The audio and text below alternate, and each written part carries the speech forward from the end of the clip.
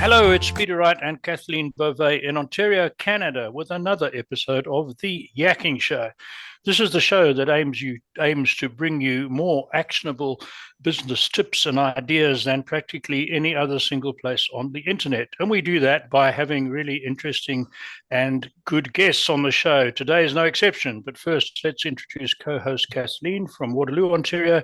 Hi, Kathleen. How are you doing today? I'm doing great, Peter. Thank you so much. And thank you all for tuning in. And as Peter mentioned, we do have another special guest with us today. We're very excited to welcome Ralph Velasco, who founded and operates tour companies. He is a travel photographer, a tour leader, and public speaker, and a published author. Can't wait to delve into this topic. Today, he'll be talking to us about building and managing businesses in the travel industry. Welcome, Ralph. How are you today? Hey there, I'm great. Thanks for having me. And we should mention that you are coming to us from Colombia. Is that right? That's right. I'm in Cali, Colombia right now. Just finished up a tour with a group. Oh, wonderful. So before we delve into this topic, can you give us a little bit about your background and what started first, your love of travel or photography? Well, that's an interesting question. I probably photography first, but I started traveling from a very young age and was very fortunate. My parents were very open to me traveling by myself or with small groups from high school. When I was 15, I studied in Spain for a summer. The next year, I was a volunteer in Peru. The next year, I volunteered in Venezuela, right next door here in Colombia. And the next year, I studied in Mexico City.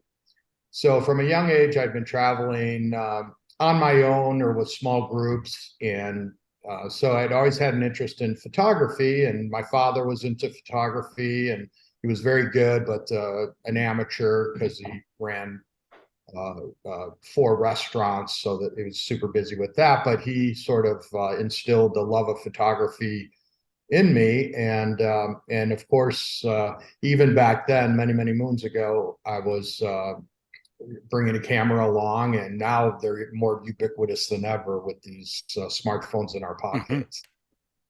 Absolutely. Wow, that's quite amazing. Eh?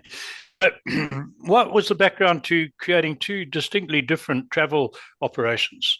We looked at both your websites. You have 2 different ones. Yeah, I started out with Photo Enrichment Adventures, and I did that, and I still do it. That's still a travel brand that I have. But about 4 years ago, kind of right before the pandemic, some of my clients started telling me that they were looking for perhaps shorter trips, a little bit closer to home, meaning Europe. Most of my clients are in North America, and less moving around. So that suited me just fine. So I created the Alla Campagna Experiences brand in answer to that. And what that is, and how it's different than Photo Enrichment Adventures, are that these are trips where we spend 7, 8, maybe 9 or 10 days in one location, maybe 2. And so there's a lot less packing, unpacking, moving around a whole country or region, and long trips in between locations. And so that was designed to minimize that and do a deeper dive into 1 or 2 places rather than seeing many places and just touching on them. Right. So that was the whole idea behind that. And the name Alla Campagna Experiences came, Alla Campagna means to the countryside. And so my mother's maiden name is Campagna, and it means countryside, of course, now that I've mentioned that. And so it was a bit of an homage to her, but also it's because these trips are typically take place in, let's say, a private 11th century castle in the Dordogne region of France, or a private agriturismo in Puglia, Italy, which is the heel, or we stay at wine estates or former villas and family mansions and things like that. So the property itself is a destination. And I know that Yeah. And we sometimes we can't wait to leave the hotel, or we feel guilty staying in the hotel when we're traveling. But what if it's an 11th century castle that is like a museum inside and has a swimming pool and 270 acres of grounds to walk and lovely gardens? You may not be so quick to want to leave that kind of a location. Oh, I'm sure you wouldn't. I'm sure you wouldn't. The show's not about me, but I got to tell you that in 2019 I did the Camino de Santiago from Porto in Portugal, and my first night on the pilgrimage was in a 10th century monastery that has been, it's no longer a functioning monastery, been converted to an albergue, a hospital, hostel, should I say, for pilgrims. And I had that same feeling. There was an old vineyard there, and I thought, wow, this is so different to a commercial hotel. Anyway, that's not about me, but I know what you're talking about. So that's good, Kathleen. So, Ralph, building a business is no easy task. Tell us how you were able to set up multiple businesses, creating marketing plans for these, and then turn them into profitable ventures. Well, I'd written many business plans in my life, especially when I got my master's in international business in Mexico City, when I was about, I don't know, 29, 30. And so I figured what better place to get a master's in international business than to be international. And so I found a school in Mexico City that apparently at the time was the only American accredited school in all of Latin America.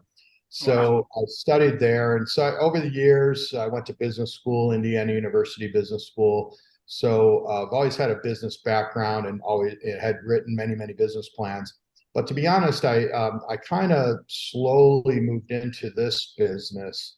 The last thing I was doing before it was really from 2001 to 2005. I had my second restaurant. I grew up in the restaurant industry, third generation restaurateur, and I took a notepad and I was coming up to the end of my 3-year initial lease. I had to decide if I was going to sign for another 5 years, and I wasn't enjoying it. So I said, I'm going to sell this business. And I wrote on the left side of the page what I disliked about being a restaurant owner. And it was mainly the fact that I had a $5,000 a month rent. I had to be in one place during business hours. I had employees. I was selling something that people consumed and could potentially make them sick. So I came home smelling like a French fry every night. So I said, what's the opposite of that? Well, I want no employees. I want to run my own business from anywhere in the world. Digital photography was just coming to be in the early 2000s. And so I said, I bet people would pay me to help them learn these new digital devices, these digital cameras, which at the time was, I had a 1 megapixel camera at the time, and most did. But now we all have these multi megapixel cameras in our pockets all the time. And so I'm actually teaching more about smartphone photography than the big cameras that we used to carry around. Oh, interesting. Interesting. Yeah. Wow.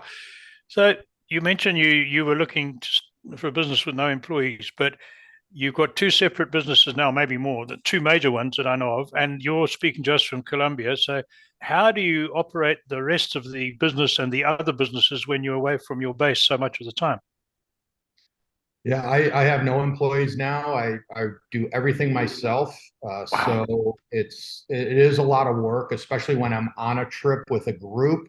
I might be able to get 10% of my work done that I would normally do in between trips, because of course I'm, managing the trip itself and Sure. with my clients, teaching them what, and so it's kind of difficult because everything seems to pile up in between those trips. And typically when there's not a pandemic, I was doing 10 or 12 trips a year. And so that's a lot of time on the road. I mentioned shortening the trip. So many of those trips are 2 weeks long, because we're not going to go to India, Cambodia, Vietnam for, a week. No. So those tend to be longer trips. So that's where sort of the Alla Campagna experiences came in. And I think over time, I'll eventually move to just Alla Campagna type experiences and slowly phase out the photo enrichment trips. And my plan is to move to Europe in the next probably 2 to 3 years. And then all those trips are based around the Mediterranean. And so I'll be in the heart of those trips instead of flying all around the world, getting from one trip to the other. Where in Europe? In Europe, I'd like to move I speak Spanish, so it makes most sense to move to Spain. So I'm thinking of southeastern Spain or potentially Portugal or Sicily. My roots are in Sicily as well. Wow. That's very good. So I got a follow up to what you just been talking about. Is the nature of tourism changing, or is there more interest in these more in-depth, concentrated visits, tours in one locality rather than, as you said earlier, just sort of touching briefly on a whole lot of different ones? Well, I like to think that I was a little bit ahead of the game with the Alla Campagna experience types trips, especially before the pandemic, because of course I didn't know the pandemic was coming, but they seem to be perfect for a post-pandemic world. Where we're not spending 8 hours getting from Fez to Marrakesh in Morocco and sitting in a bus with other people, potentially strangers, and more outdoor activities. So again, less packing and unpacking. And so that was the idea. And so they really, I think, are perfectly situated for a post-pandemic world. And plus, as I think I mentioned, these are more Alla Campagna to the countryside. Sure. So we're not. I'm not including big capital cities on these trips. So if people want to add, a couple days in Rome before the Puglia trip, or after Paris after the Dordogne trip, that's great. But they can do those on their own. But we as a group are not. We're of course mostly flying in and out of these capital cities, but we go right to the property where we're staying, and it's a different kind of experience that I think is perfect for a post-pandemic world. Yeah, no, I think you're right. And once you've flown into your destination, do you then shuttle the group around, or do you hike? Is there a lot of walking and a lot of hiking involved just to see the countryside? Well, there's a fair amount of walking, so people should be good walkers on my trips. But we will typically pick people up at the airport on arrival. I just tell people when to be at the airport, or like I say April 29th before 3 p.m., try to arrange your flight. Then we get people to the hotel, and then the trip sort of starts that, and we handle everything until we drop you off at the airport at the end. There are some trips that have a little bit of a variation of that, but for the most part, that's true. And then if there is any moving between locations, typically it'll be in something like a Mercedes Sprinter van or something like that, like a 20-person van for up to 10 people. So my groups are anywhere from 4, but mostly 6 to 10 people.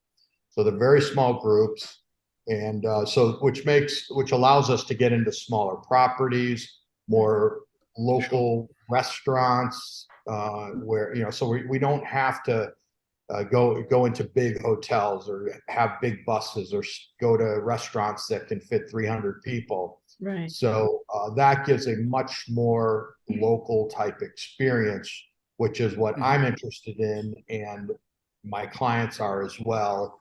As just I've got over a 50% repeat rate on my trips. 9 out of 10 people on this last trip were all veteran clients, and so I've got one that's traveled with me over 25 times, some that are 16, 17 times. Wow. Yeah, a lot, 5, 6, 7 times. So well, how did they find you to begin with, Ralph? How do you market yourself out there? How do you get people to know that you even exist and that this is what you offer? Is it Yeah, word good of mouth or question. word of mouth? Yeah, it's become a lot of word of mouth, but I Mhm. also do a lot of public speaking. I Oh, speak at the travel and adventure shows throughout the US. I've spoken internationally, Jerusalem, Ireland, Spain, some other locations, Egypt. And Ah, so anything early on, especially anything I could do to get in front of people that were interested in photography and travel, because the photo enrichment trips are a little bit more about photography, but don't let that mhm. scare anyone who's not interested in photography. I get a lot of non-photographers that come on my trips. These are not photo workshops where it's 12 hours a day photography, right. every sunrise, sunset. You have to have a certain kind of camera. My trips have never been about that. So I might get, maybe one person is interested in photography and the spouse not necessarily, Mhm. but who doesn't Mhm. want to be in great lights before the tourist crowds, before the heat of the day, and learn to see, because that's the basis of all photography. And so I always say that my mother taught me the best skill I could ever have as a photographer, and she's never picked up a camera in her life. And Really? that was just to be curious. And Yeah, so I think yeah, learning to see is extremely important. Right. So, absolutely. so what is the background to the Continental Drifter YouTube channel? Yeah, so that was something I'd been wanting to do for a long time, is start a YouTube channel. I'd been collecting video for many, many years, not knowing exactly what I was going to do with it. But when you're on the road as much as I am, and certainly was before the pandemic, now it's starting to build up again to that. Although during the pandemic, I was on the road 5 or 6 months internationally each year, but not necessarily with groups. I was scouting and things like that. But the I'm sorry, I forgot what was the Just initial question was. just the background behind Oh, the Continental Drifter, sure. the Yeah, so I've been collecting this video for many, many years. And so I always wanted to start a channel, but I never had the time. Mm. And so the pandemic was actually the perfect time to Ah, focus yeah. on that and be able to create a channel. And because, as I'm sure you know, and some of your listeners, that it's a lot of work to manage a YouTube channel and to come up with a video every week, and all the editing, and the video, and all the writing scripts and things like that. So I finally had the time to do that. And so that was one really good thing about the pandemic for me. And Mm. so the Continental Drifter is really me sharing my experiences around the world, and helping mostly Gen X and baby boomer travelers, which are the people that come on my trips. So let's say 40 plus years old. And I'm one of those people. So, so most of my clients are too. And the channel is meant to inspire them to get out and travel, show them the experiences I've had with people, food, activities that I do, things like that, and just sharing that and trying to inspire them to get out and travel as well. Right. Excellent. Ah, well, and I've I alluded to my little trip in Portugal and Spain earlier. That experience to me was absolutely wonderful. So I would be a prime fan of the type of tours that you put on, because I so enjoyed the rural areas of those two countries, and Mhm. having the pilgrim meals in little traditional cafes, and in the town squares. To me, it was absolute magic. I really, really enjoyed that, as did most of the people I spoke to, fellow pilgrims from North America and other places. Yeah, Their and eyes were opened. yeah, you had asked about hiking earlier, and certainly try to do some hiking, very light hiking, but we did a very small section of the Camino del Norte in Hmm. just outside of Getaria, Spain, in Yeah, the Basque Country, and that's an offshoot of the main Camino. But sure. there's 2,000-year-old Roman stones that are still there from back Yes. then, that you're able to walk upon and just Yep. marvel at the whole idea of it all. But on this trip, we had a few hikes around we went to a cacao and a coffee farm here in the coffee region of Colombia. Right. And so that was really nice. And, but my travelers tend to be, like I said, that 40 plus, pretty active, but they have the time and the interest in doing these kinds of this kind of travel where there's typically a skill to learn, which it could be photography, or it might be cultural or language, those kinds of things. So it works really well. And I'm heading to Porto and the Douro Valley in about a month with a group. And so that's one of my favorite places in the world. So I'm really looking forward to it. Oh, lovely, lovely. So you've already mentioned what part of the answer for the question I'm going to ask you next. Why should the business executives or even business owners of businesses take time off and go on a trip like the ones you were talking about? What's the advantage to them? Well, certainly, sort of getting a reset on life. We run these businesses, and they can be pretty demanding, and so having a change of venue, so to speak, getting out of your comfort zone, perhaps, and just getting away from that everyday grind, I think, is nothing but healthy. And so, the other thing that I like about my trips and any trip with other people is that there's a lot of networking. People on my trips become excellent friends. I mentioned that 9 out of 10 had traveled with me before on this Colombia trip, and 5 or 6 had traveled with each other on 3 or more trips. So everyone knows each other from different trips, and they become friends. They have certainly become my friends. So it's more like I'm traveling with friends than clients. The other thing about organized travel, whether it's with me or anyone else, is that you've got someone else to lay the groundwork, and pretty much people just show up. And I tell you again where when to fly in and out, because people are coming from all over the world or different cities, and they want to use different airlines or miles or go business class, whatever. But the idea that we plan everything out so people just show up, and I get that comment all the time that some people enjoy the act of putting together a trip. Sure. And that's fine, but man, when you can just show up and know, at least if you've been with me before, because my trips run pretty like a well-oiled machine.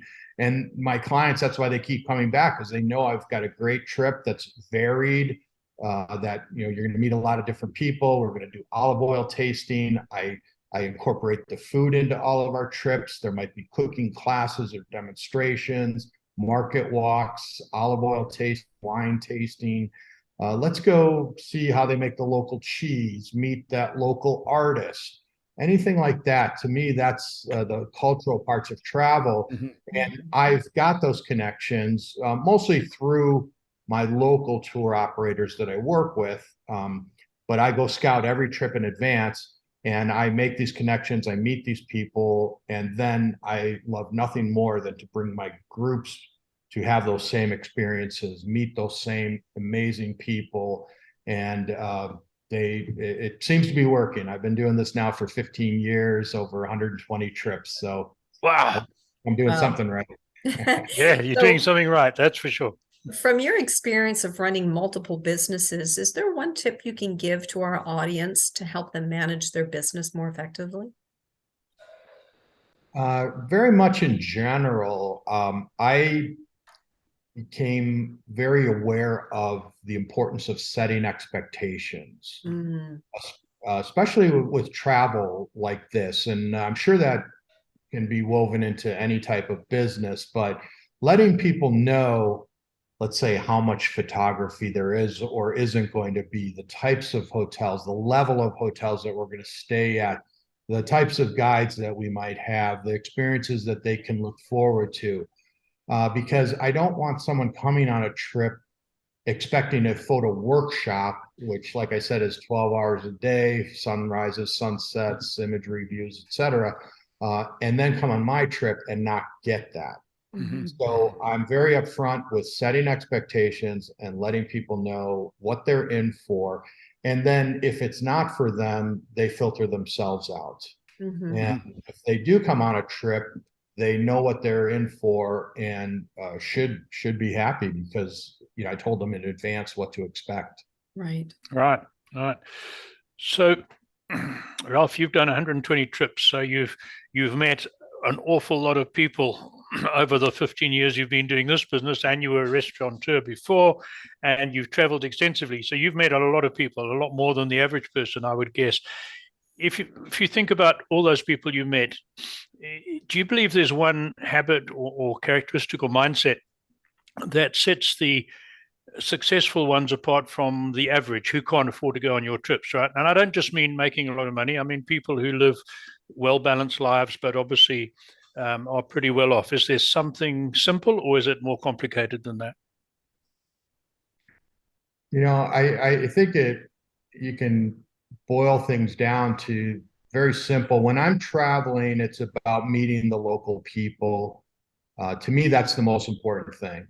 Mm-hmm. And just because I'm here in Colombia right now and I've got this immediate experience, the people here are so friendly and so open and hey, have a great trip. Enjoy your time here in my country. I hope you're enjoying my country. And it's so wonderful. And I think people are like that around the world. We tend to hear only the bad parts of a Sure. lot of the places that we go to, especially Colombia. I mean, Mm-hmm. they'll be the first to admit that obviously during the 80s and 90s, there was a real dark period here, but they are absolutely emerging from that. Their tourism industry is, I'm guessing, better than ever. They're very proud of the current situation. They're not necessarily proud of the past, but they embrace it. They don't hide Mm-hmm. it. They answer all our questions about it, and so it's very important. I getting to know the local people wherever you are, I think is extremely important, whatever endeavor. Mm-hmm. Yeah, very great, very good. Yeah, very good. And again, going back to my trip, I found that the people that I met on that pilgrimage in the small little villages and towns, they were so friendly, and it was so laid back. They would have the siesta, and then in the evening they'd all congregate in the square in the center of the village and drink wine, and kids were running around and dogs were running around, and there was no police, there were no cars, there were no headaches. It looked like an idyllic sort of life that they were living. So yeah, you're right Yeah. on that one. And you realize that I think around the world they teach us to relax, to enjoy today, to Yep. live for today, and so that's, I think, a really important thing that we, at least in the U.S., I'm sure to a degree in Canada, we're just constantly go, go, go, and Absolutely. we forget to live for today, and we're constantly thinking about tomorrow. And number one, tomorrow never comes, and next thing you know, 30 years have gone by, and I've Yeah. been in a situation. Yeah. And Yep. just for my own travels through Ireland, hiking through Ireland, it's the same way. It's just people seems to be so much more relaxed than we are here in North America, and very social. They always after work get together for a pint, and the music. Oh, yes. Well, anyways, get back to you, Ralph. Can you tell our audience how people can reach you, how they contact you? Sure. So I've got two websites, actually three websites. I'm bringing them into one, so bear with Okay. me. I realize it's a bit confusing, but I do have photoenrichment.com. You can find all my trips listed there, but the Alla Campagna trips link to the allacampagna.com website, which has right now just 4 trips: Portugal, Spain, Italy, and France. So Okay. those are the Alla Campagna trips. But I plan in the next few months to bring everything under continentaldrifter.co. And so everything will be there. I realize I've been sort of confusing people, but I kind of wanted to make it a slow transition rather than just all of a sudden, they don't know where to find me. So, but it's been a bit confusing, I'll admit. So continentaldrifter.co will be the main place. .co. Is that live now though? It's live. Yep. It's live. Okay. Oh yeah. Okay. And then on any of the social media outlets, at Ralph Velasco, at Photo Enrichment, at the Continental Drifter on Facebook is the Facebook group there. Okay. But so you could Google and find me anywhere. And if anyone wanted to reach out, my email is ralph@photoenrichment.com. Jolly good. We'll put all that in the descriptions.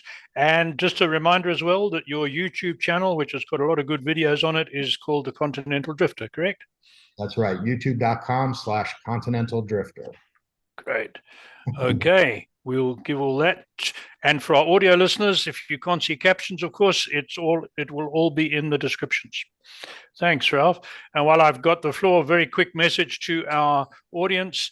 We've had another really interesting guest for you today. We've got more coming up every week. So if you want to make sure you don't miss them, hop onto our website, theyakkingshow.com, sign up for our newsletter, and every week you'll be told who's coming on the show. That's it from me. Over to Kathleen. Well, thank you so much, Ralph, for being on the show today. And thank you all for tuning into our show. We so appreciate you. And if anyone is interested in being a guest on our show, please don't hesitate to visit our website at theyakkingshow.com. All you need to do is click on the Contacts tab, where you will find a short application form, and we would love to hear from you. And if there's any topics that you would like us to cover, please let us know in the comments. So until next time, take care, everyone. Bye-bye. Bye.